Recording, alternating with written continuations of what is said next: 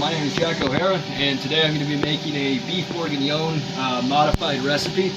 Let me walk you through the mise en place real quick. So up first we have about a pound of duck breast. We have 4 pounds of beef. You can choose any cut. Personally, I prefer short rib, but I couldn't get my hands on it. Over here we've got about a pound of mushrooms from chanterelles and some king trumpets that I pre-seared in duck fat. A little bit of parsley as well. Now then, forming the base of the soup, we have a Bourgogne Wine Pinot, about a full bottle, a little bit less, a 1/4 cup of cognac. We got about 5 russet potatoes, a few carrots, roughly 4 or 5 shallots finely chopped, a few sprigs of thyme, just pluck the leaves, a few cloves of garlic minced, and finally we have some fancy salt, some butter, some Dijon mustard, and some bay leaves. Now then, that'll all be thrown in sooner or later. For now though, you just want to focus on searing first the mushrooms in some duck fat that you can reserve, and then you want to get some color on these duck breasts. And these are chopped up much like pork lardon. So this is substituting duck for the pork in this recipe. Anyways, I'll return a bit to show you guys searing the beef, and then we'll get into really making this stew.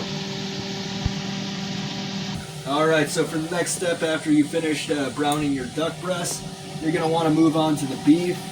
You don't need to sear it too heavily, and I would not recommend turning the heat above medium, otherwise this fond you see on the bottom will start to burn.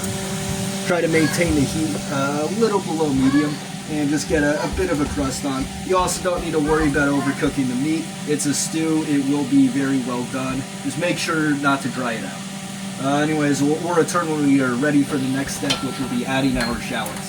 At the bottom of the pan here, we've got a nice crust forming. What's next is we're going to add our shallots, and then we're going to scrape the bottom of the pan very aggressively to deglaze it. This will be the first deglazing of 3. Yeah, and you see it's coming right off now. Ideally, use a wooden spoon, but tongs will work fine for this. Anyways, gonna cook down these shallots until they start becoming more translucent, and then we're gonna add in our chanterelle mushrooms. So be back at that in probably about several minutes. All right. So yeah, once your shallots are looking something like this, starting to get slightly translucent, they're ready for the next step. I know these look a little brown, but this is just from the beef fat and the beef fond.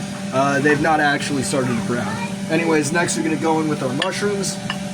Stir those around real quick. And then, in addition to the mushrooms, we're going to add a little bit of salt just to help draw out the water. We're going to need to cook these down for probably around 10 to 20 minutes. These are chanterelles though, so they might take a little longer due to their higher water content. Anyways, just sprinkle in some salt. You gotta eyeball it. And don't worry about the exact amount. You're really just using a little bit just to help draw the water out. Anyways, you're gonna cook these down until it starts leaving another layer of fond on the bottom of the pan. So that should take, with these, roughly 20 to 30 minutes. So we'll be back then. Alright, so after about 20 minutes, as you can see, there's another crust forming on the bottom of the pan. This is when we're ready to go in with a little bit of Dijon mustard, right in there, and our 1/4 cup of cognac. So, give that all a stir, and deglaze the bottom of the pan again. And shortly after this, we will be throwing in our carrots, but that'll be just a second. But yeah, just scrape the bottom of the pan clean and let some of the cognac cook off. Alright, and that's all been stirred around and the crust has been deglazed. Now we're going to go in with our carrots and stew them in there for about 5 minutes. Alright, about 5 minutes has passed. Now we're going to be going in with the next step of cooking and getting ready for the final deglazing. So first thing we're going to do is go in with just a little bit of tomato paste. Some garlic, and we're going to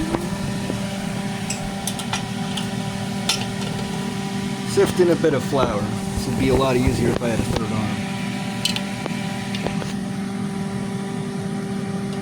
arm. But yeah, and then we're going to sift in about a quarter cup of flour. Sift that in real quick. Give everything a stir, and then this will form a quick fond. We're also going to go in one last time with probably about, I don't know, I'd call that 2.5 tablespoons of butter. Throw that in and just mix everything around for a while. See, very quickly a crust will start to form on the bottom. You can see it right there. There's a fond. That'll thicken this up quite a bit and save us from having to do, I don't know, a roux or a cornstarch slurry at a later time. Anyways, we're just going to cook this down, let it brown a bit, and let the flour cook out a little.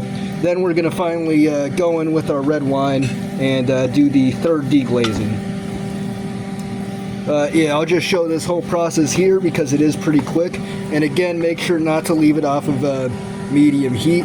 It is fine at the current temperature, and we just want that to brown a little before we throw in our red wine. We don't want to be eating raw flour in the final stew.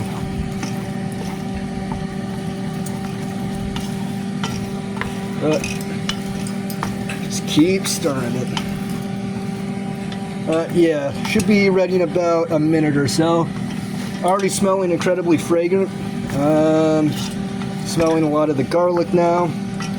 So, I'd say, yeah, that's about ready. And now we're just going to go in with the entire thing of red wine.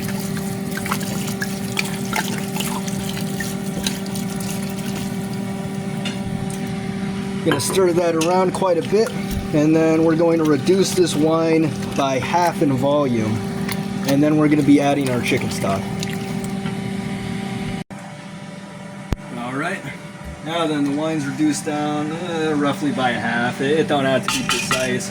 You don't want to reduce it down too much. Next, what we're going to do is we're going to go in with our duck breasts and our beef.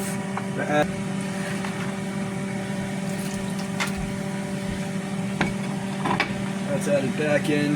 Then we're going to add 2 cups of broth. Ideally, you'd want to use beef broth or veal broth, maybe even lamb broth.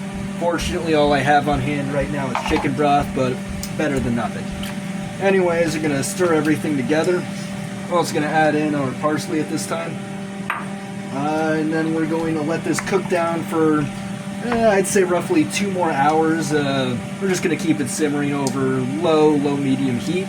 And then we're going to add in our potatoes, and we're going to add in our king trumpet mushrooms for the last hour of cooking. And that should keep them decently firm, but from getting too soft and turning to complete mush. But for now, this stew's pretty much done. I'm going to turn down the heat a little. Well, actually, we're going to let it come to a boil first. I'm going to turn down the heat a little, and then we're going to cover it. Alright, so the stew's been simmering for roughly 1.5 to 2 hours. Anyways, now we're just going to add the potatoes as well as the king trumpet mushrooms back in. And then we're going to simmer this for approximately another hour. And then we'll taste it and finish it off with salt. The potatoes should help thicken up the rest of the sauce. And one other thing I'm doing as well is adding a cartouche on top. So it'll help trap in the steam, keep the flavor in there, and minimize any evaporation. So just make sure to cover it properly with cartouche. And then as well, cover the lid with foil. Both sides, make sure it's properly sealed. This will just minimize any reduction that takes place. Alright, and about an hour later, potatoes are in. You can see they let out quite a bit of water, and the volume of the stew has actually increased, and yet it's still gotten pretty thick. Anyways, at this point, you just want to finish up with seasonings, so add salt and pepper to taste. Yeah, best to do this a day in advance, especially help the flavors get stronger, and it'll help some of the things break down a little more. But yeah, it's ready to go. But yeah, and it's all done in one pot.